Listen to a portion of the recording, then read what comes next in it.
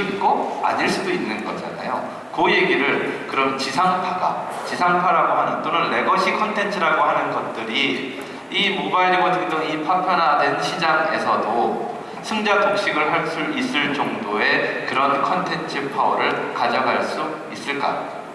자, 여기도 우리는 타임 리밋을 10년 정도로 정해보자고요.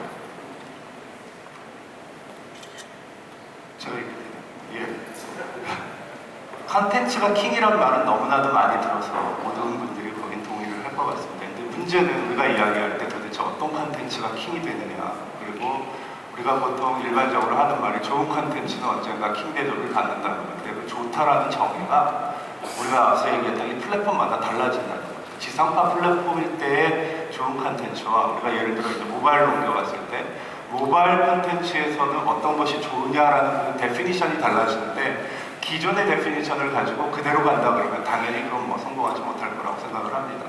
근데 뭐 우리가 최근에 예를 들어서 알 수 있듯이 뭐 버즈피드 같은 데서 그런 새로운 콘텐츠가 인기를 얻는 이유 중에 하나가 기존의 문법과 다른 이제 새로운 파괴적인 문법으로 사용자들이 원했던 것을 제공을 하니까 가능해진 건데, 그것을 이제 이렇게 비슷하게 적용을 한다면, 예를 들어 뭐 우리가 지금 방송사에서 PD분들이 열심히 노력을 해서 좋은 콘텐츠를 만들어내고 있지만 그런 작업들이 그대로 모바일에서도 이어질 것 같지는 않다고 생각을 합니다.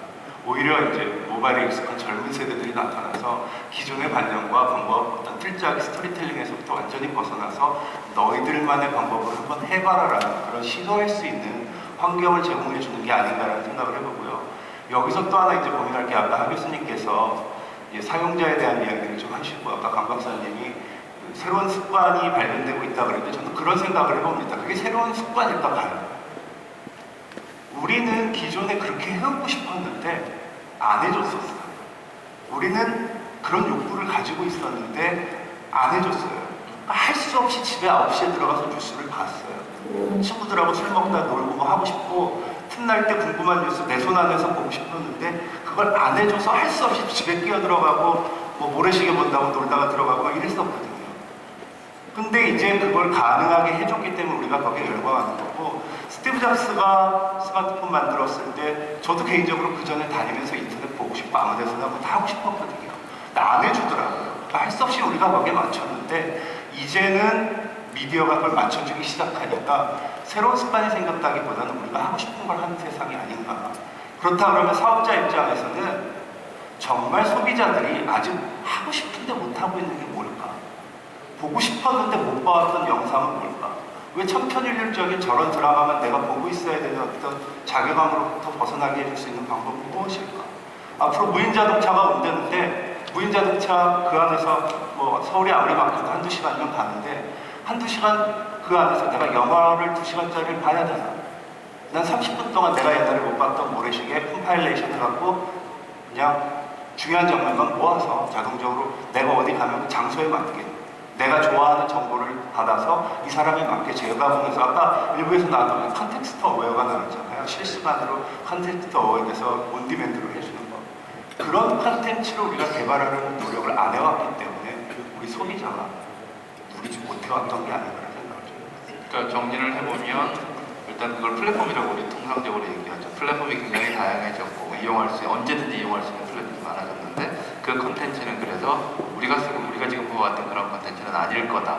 그러니까 컨텐츠가 킹이고 승자 독식을 하는 컨텐츠라고 한다면 지금의 지상파 컨텐츠일 가능성은 상대적으로 낮다라고 얘기하는 거죠. 참고로 말씀드리면 모래시계를 보신 분이고 저는 모래시계를 안 본 사람이라고 생각해요.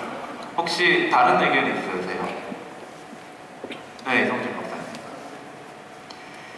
중요한 지점일 것 같은데, 약간 저는 이 교수님하고 좀 다른 관점에서 이 문제를 본다면, 지상파 방송사 입장에서 컨텐츠를 고민하면은 저는 이런 코멘트를 하고 싶은 게 있어요. 뭐냐면,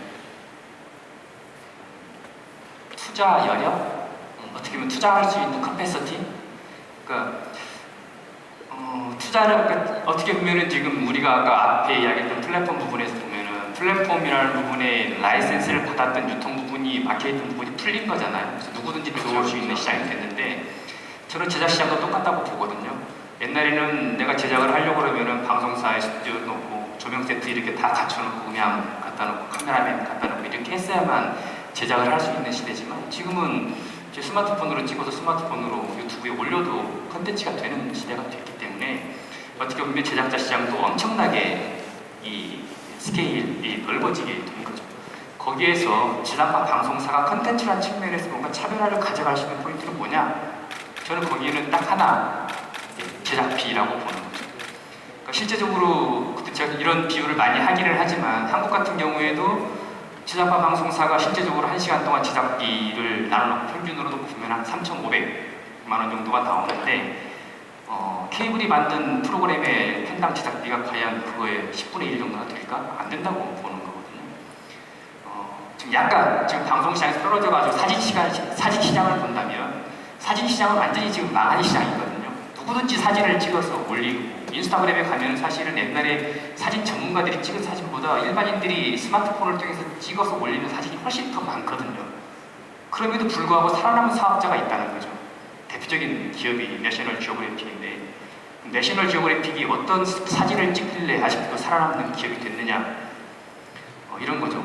아마존에 사는 황금 앵무새라는 사진 하나를 찍기 위해서 이 내셔널 지오그래픽에 투자하는 게 6개월 정도의 그 사람이 밀림에서 거주할 수 있는 식량 다 대주고 거기다 막루를 지어주고 필요하면 헬리콥터를 갖다 주고 그렇기 때문에 아마존에 사는 황금 앵무새의 사진은 내셔널 지오그래픽에서 후원을 받은 카메라 그 작가 말고는 찍을 수 있는 사람 자체가 없는 거죠.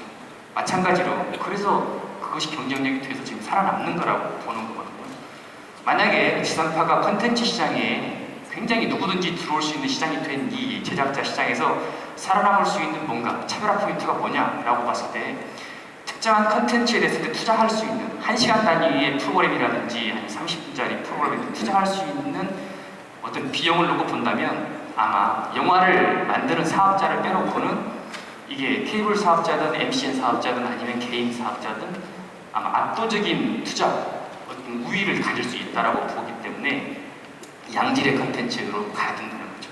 양질의 컨텐츠로 가야 되는 또 하나의 이유는 뭐냐면 롱테일이냐 블록버스터냐라는 논쟁하고도 이게 관련이 있는 건데 크리스 앤더슨이 웹 시대가 되고 누구든지 이 시장에 진입할 수 있다고 보면 롱테일 현상이 일어날 것으로 봤지만 실제적으로 아까 하 교수님 이야기했던 것처럼 소비자가 사용할 수 있는 시간이 제한이 되어 있기 때문에 오히려 사용자들은 제한된 시간에 블록버스터 그 컨텐츠를 더 소비한다는 거거든요. 이런 측면으로 놓고 본다면 지상파 방송사가 미래의 컨텐츠라는 문제를 놓고 전략적인 방향을 세팅했을 때는 어떻게 협업을 통해서든 아니면 파트너십을 통해서든 아니면 다양한 컨소시엄을 통해서든 투자를 어떻게 늘려서 컨텐츠를 차별화시킬지에 대해서 포커스를 맞추는 것이 미래 전략의 어떻게 기본 축이라고 보는 게 제 생각입니다. 네, 거기서 근데 한 가지 질문하고 제가 강목사님한테 기회를 드리도록 할게요. 그럼 거기서 이제 옆길로 한번 세보자고요. 그러니까 이성춘 박사님, 지금 번호로 치면 6번입니다. 6번에 해당하는 이성춘 박사님이 생각하시는 건 지상파 방송의 컨텐츠를 좀 더, 그러니까 다른 여러 가지 것들과 확실히 구별될 수 있는 그런 컨텐츠를 만들면 충분히 시장에서 살아남을 수 있을 거다라는 게 이제 핵심이시잖아요.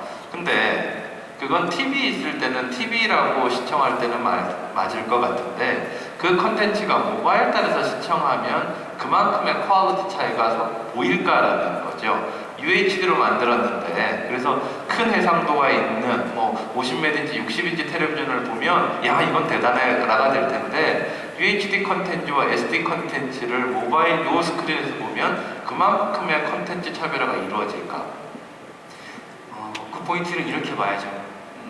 무슨 이야기냐면 저희가 지금 아까 앞에 신문시장을 봤지만 신문시장에서 대표적으로 일어난 현상 중에 하나가 뭐냐면 웹을 통해서 누구든지 개인이 퍼블리싱 할 수 있는 시대가 됐을 때 제일 먼저 나타난 현상이 사실은 어마어마한 파워블로거들이 인터넷 시장에 나타났던 거거든요. 그러면 파워블로거들이 자기들의 아이디어를 인터넷을 통해서 표출하거나 자기 의견을 썼을 때에 그 소스라는 아이디어의 소스가 일방적으로 이렇게 띄네요. 그냥 아무 데서나 온 게 아니라는 거죠.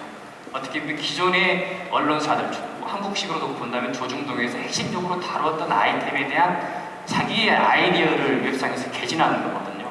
저는 똑같은 모델을 만약에 그래서 실제적으로 블로거에 보면 블로거에서 미국에서 분석을 해보면 다뤘던 대부분의 토픽이 90% 이상이 뭐 뉴욕타임스라든지 월스트리트저널이라든지 워싱턴 포스트에서 온 거고 그 중에서 50%는 또 실제적으로 뉴욕타임스나 월스트리트저널에서 나왔던 거고 마찬가지라고 보는 거죠. 미래에 유통되는 컨텐츠의 상당 부분의 어떤 그 오리지널 소스 컨텐츠는 여전히 지상파에서 올 거라고 보는 거죠.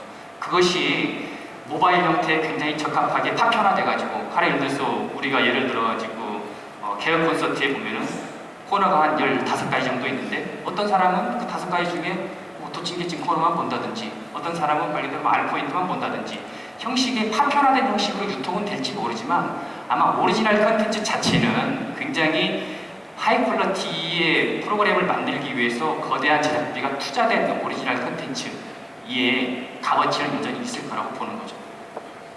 이게 또 시작된 것 같은데요. 일단 강 박사님하고 송민규 박사님, 이재신 교수님 이렇게 얘기를 하죠. 저는 이제 컨텐츠를 어떤 컨텐츠가 통할까를 정의함에 있어서 흔히 말하는 빈지 뷰잉과 모바일 뷰잉이 지금 현재 시청자의 태도가 있는데요. 빈지 뷰잉은 말씀하셨던 대로 블랙버스트가 통할 거라고 저는 봅니다. 근데 이제 모바일 뷰잉에서는 어떤 컨텐츠가 통할지는 아직까지 누적된 데이터가 없어서 뭐라고 정의할 수 없는데요. 저는 여기서 제일 중요한 것은 아직까지는 모바일 뷰잉에서는 태도가 중요하다고 생각이 들어요. 예를 들면 스냅챗 태도예요. 태도, 에티튜드. 스냅챗과 지금 페이스북에서 인스턴트 아티클스 나왔을 때 제가 가장 충격적으로 봤던 것은 영상의 버티컬 포맷이 출현했다는 겁니다. 그러니까 사람들이 카카오톡 하다가 영상 그 컨텐츠 보려고 옆으로 돌리지 않거든요. 그걸 존중했다는 얘기입니다. 즉 아직까지는 모바일 뷰어들이 그러니까 시청자들이 어떨지 모르지만 그들이 버티컬로 보면 버티컬로 만들겠다는 이 태도가 지금 중요하다고 봅니다. 저는 종이신문은 망할지언정 저널리즘 망하지 않을 거라고 봅니다. 영상 사업자와 방송 사업자에서 주체가 어떻게 바뀔지 모르지만 영상 제작자들과 시장 사업자들은 끝까지 존재할 거라고 봅니다. 그거는 끊임없이 지금 아직까지 저희가 해야 될 것은 모바일 뷰잉에서는 빈지 뷰잉은 아까 블랙버스트 전적으로 동의하고요.